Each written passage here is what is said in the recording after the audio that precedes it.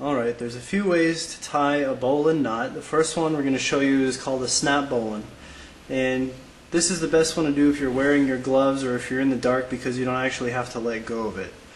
So the first thing you want to do is just create a loop. Doesn't matter what size, you're not going to be using it for much. Fold it over itself like this, so it'll make that pretzel shape right there. Reach in here with your thumb and pop that part of the pretzel out. So now you've got a pretzel with sort of a bite on the end almost. And you want to take the end of the rope, the far end here, and wrap it around this part right here, that bite that we created with our thumb. Get a hold of it here and get a hold of the other end that you started with, and you're going to snap them together by yanking hard. Watch.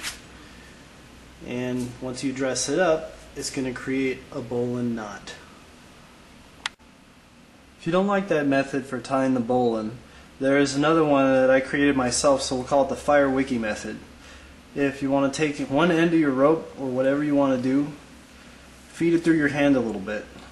Get it going across your fingers and put a loop around those two right there.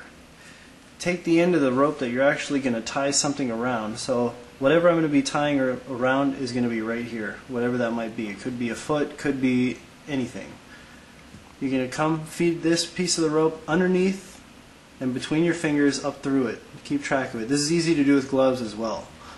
Wrap it around the back end of your rope here and feed it right back down through your fingers through the same spot here. Get a hold of both ends, both the running part of the rope and the end of the loop here, and just give it a pull. Let it cinch down on itself. And as long as the weight is pulling the way it's supposed to be, this knot's going to hold for pretty much anything. Alright, now if we have to tie a bowline around something, sometimes folks can get confused there. So I'm going to come towards the middle of my little rope here, and I'm going to find an object. In this case, it's a milk carton. It could be a pipe, it could be anything, it could be a ladder. But whatever it is, we need to tie our knot around it. So I'm going to use the FireWiki method and create my bowline through my loop.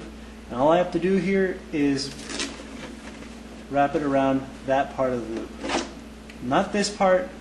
When I'm doing this method, all I do is include that. And you want to keep your knots as close to the object as possible because you want it nice and tight. So wrap around behind just like before.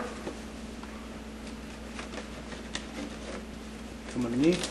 Get a hold of it. Doesn't really matter if this rope's going to come under or through. Whatever you want to do is fine, just as long as it creates this knot in the end.